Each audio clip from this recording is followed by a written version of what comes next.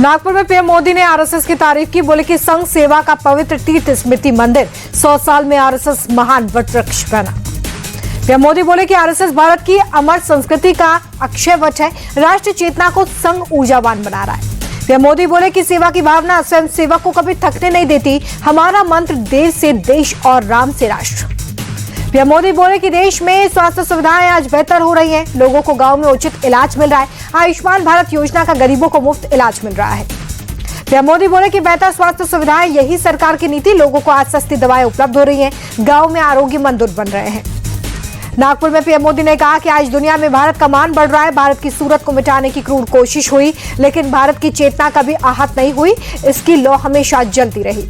नागपुर में पीएम मोदी ने कांग्रेस पर साधा निशाना। बोले कांग्रेस ने देश को हीन भावना में उलझाए रखा। अब राष्ट्र गौरव के नए अध्याय लिखे जा रहे हैं। पीएम मोदी बोले कि गुलामी की मानसिकता को छोड़कर भारत आगे बढ़ रहा है। लोकतंत्र के प्रांगण में अब राजपथ नहीं, कर्तव्य पथ। नागपुर दौरे पर पीएम मोदी संघ के स्मृति मंदिर पहुंचे।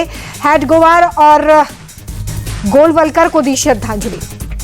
पीएम मोदी के साथ संघ प्रमुख मोहन भागवत ने भी श्रद्धांजलि दी। सीएम देवेंद्र फडणवीस और केंद्रीय मंत्री नितिन गडकरी भी मौजूद रहे। संघ के स्मृति मंदिर में दूरदर्शन के लिए पीएम मोदी दीक्षा भूमि भी पहुंचे। बाबा साहब अंबेडकर को भी दी श्रद्धांजलि। श्रद्धांजलि देने के बाद पीएम मोदी ने विजिटर बुक में संदेश लिखा। बोले कि स्मृति मंदिर आकार अभिभूत हूँ, ये स्थल राष्ट्र सेवा की प्रेरणा को देता है। नागपुर में माधव नेत्रालय का भी प्रधानमंत्री ने दौरा किया। संघ प्रमुख मोहन भागवत और महाराष्ट्र के सीएम देवेंद्र फडणवीस भी मौजूद रहे। नागपुर को पीएम मोदी की सौगात। माधव नेत्रालय प्रीमियम सेंटर की रखी आधारशिला। संघ प्रमुख मोहन भागवत रहे मौजूद। नागपुर में संघ प्रमुख मोहन भागवत बोले कि संघ की प्रेरणा स्वार्थ की प्रेरणा नहीं, स्वयं सेवकों के लिए सेवा ही जीवन मंत्र। मोहन भागवत बोले कि स्वयं सेवक अपने लिए नहीं, दूसरों के लिए काम करते हैं। समाज के प्रति संवेदना जरूरी है। रेडियो पर प्रधानमंत्री की मन की बात का कार्यक्रम का आज 120वां एपिसोड प्रसारित हुआ। पीएम मोदी ने देशवासियों को भारतीय नववर्ष और चैत्र नवरात्र की शुभकामनाएं दी। बोले आज का दिन बहुत पावन। पीएम मोदी ने कहा कि भारत की विविधता में एकता, विविधता वाले देश में त्योहारों की धूप।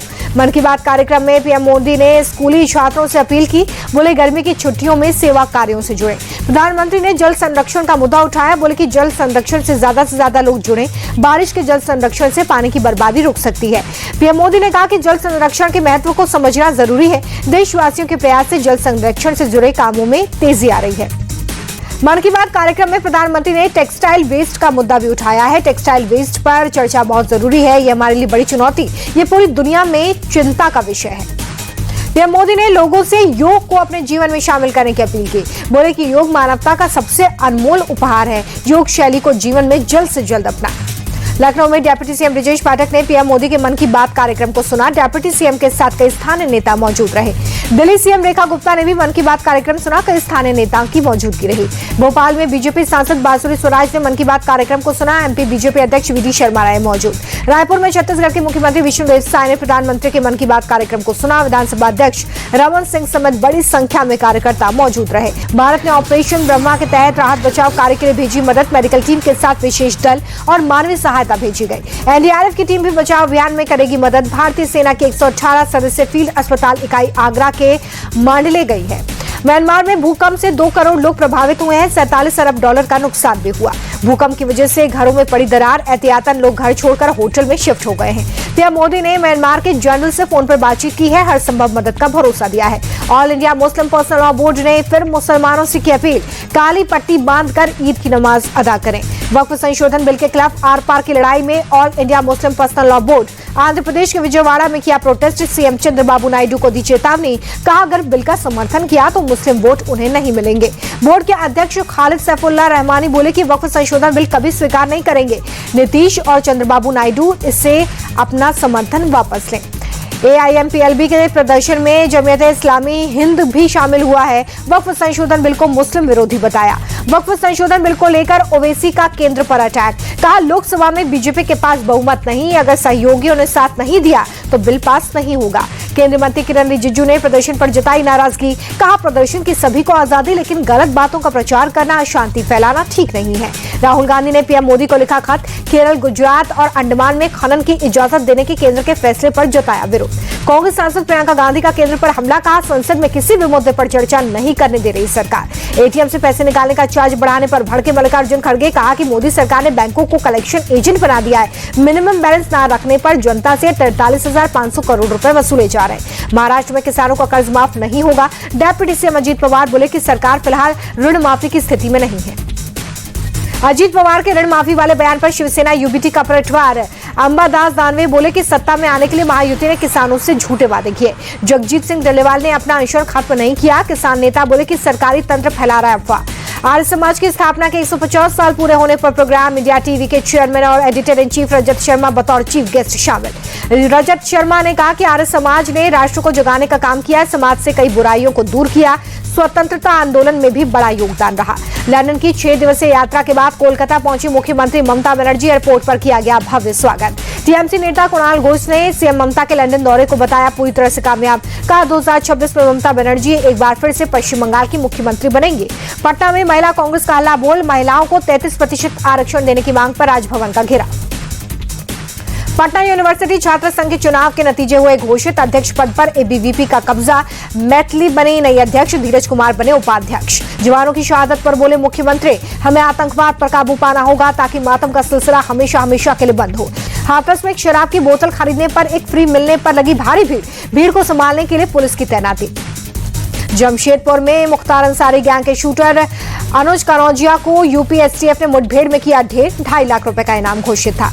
चाकूबाजी की वारदात के बाद पंजाब यूनिवर्सिटी में हंगामा। धरने पर बैठे छात्र, कैंपस में भारी पुलिस बल तैनात। अज्ञात लोगों के खिलाफ केस हुआ दर्ज। तेजाजी महाराज की मूर्ति तोड़ने पर राजपूत करनी सेना का ऐलान। आरोपियों को पकड़ा नहीं गया तो जयपुर करेंगे बंद। अयोध्या में 6 अप्रैल को मनाई जाएगी रामनवमी। उत्सव से पहले रंग बिरंगे फूलों से सजाया गया राम मंदिर। बिहार विधानसभा चुनाव पर बोले केंद्रीय मंत्री चिराग पासवान, मजबूती के साथ आगे बढ़ रहा एनडीए गठबंधन। विपक्षी दलों में नहीं है एकता, ऐतिहासिक जीत दर्ज करेगी एनडीए। ओवैसी के बयान पर जेडीयू नेता केसी त्यागी का पलटवार। कहा, बिहार चुनाव में कांग्रेस और आरजेडी की मदद कर रहे ओवैसी। इंडिया गठबंधन से एनडीए को हराने की ली है सुपारी। वक्फ संशोधन बिल पर ओवैसी के बयान पर बीजेपी नेता आरपी सिंह बोले कि वो अपनी ओर से बिना बात का एक मुद्दा खड़ा कर रहे हैं। वक्फ संशोधन बिल का मस्जिद या मदरसों से कोई लेना देना नहीं। नवरात्रि पर एक्शन में लखनऊ नगर निगम। राजाजीपुरम इलाके में अभियान चलाया। मंदिर के पास खुली मीट की दुकानों को बंद करवाया। उज्जैन के महाकाल मंदिर पहुंचे अभिनेता बिंदुदारा सिंह भस्म आरती में शामिल हुए। उज्जैन पहुंचे सीएम मोहन यादव। हिंदू नववर्ष के मौके पर दत्त अखाड़ा घाट पर पूजा अर्चना की। महाराष्ट्र के बीड में मस्जिद के पास विस्फोट हुआ। कोई हताहत नहीं। पुलिस ने 2 लोगों को गिरफ्तार कर लिया है। चैत्र नवरात्र की आज से शुरुआत। प्रयागराज के आलोप शंकरी देवी शक्तिपीठ मंदिर में उमड़ा भक्तों का सैलाब। पूजा अर्चना और दर्शन कर लिया शुरुआत। चैत्र नवरात्र के मौके पर दिल्ली के श्री आद्या कात्यायनी शक्तिपीठ मंदिर में विशेष आरती हुई। बड़ी संख्या में श्रद्धालु शामिल हुए। वाराणसी के अष्टभुजा माता मंदिर में श्रद्धालुओं की भारी भीड़ है। चैत्र नवरात्र के पहले ही दिन भक्तों ने दर्शन किए हैं। मां शैलपुत्री का आशीर्वाद दिया। चैत्र नवरात्र के मौके पर मुंबई के मुंबा देवी मंदिर में विशेष आरती। भक्तों का उमड़ा जन सैलाब। दिल्ली के झंडेवाड़ान मंदिर में सुबह सुबह भक्तों की कतार। चैत्र नवरात्र के पहले श्रद्धालुओं ने की माता के दर्शन। सुबह की विशेष आरती में शामिल हुए। चैत्र नवरात्र के पहले दिन उज्जैन के महाकाल मंदिर में विशेष आरती। बड़ी संख्या में श्रद्धालु शामिल। हरिद्वार के मनसा देवी मंदिर में लगा भक्तों का तांता। चैत्र नवरात्र के पहले दिन श्रद्धालुओं ने दर्शन किए। नागपुर में धूमधाम से मनाया जा रहा है गौड़ी पड़वा का त्योहार। ढोल नगाड़ों के साथ शोभा यात्रा निकाली गई। चैत्र नवरात्र के पहले दिन माता वैष्णो देवी मंदिर में श्रद्धालुओं की भारी भीड़ है। माता के दर्शन के लिए लंबी कतार। चैत्र नवरात्र के मौके पर अयोध्या के बड़ी देवकाली देवी मंदिर में भक्तों की भीड़। मंदिरों में पूजा अर्चना कर देवी मां का आशीर्वाद ले रहे हैं भक्त। चैत्र नवरात्र के अवसर पर रायपुर के महामाया देवी मंदिर में श्रद्धालुओं की भारी भीड़ है। पूजा अर्चना कर माता का आशीर्वाद लिया।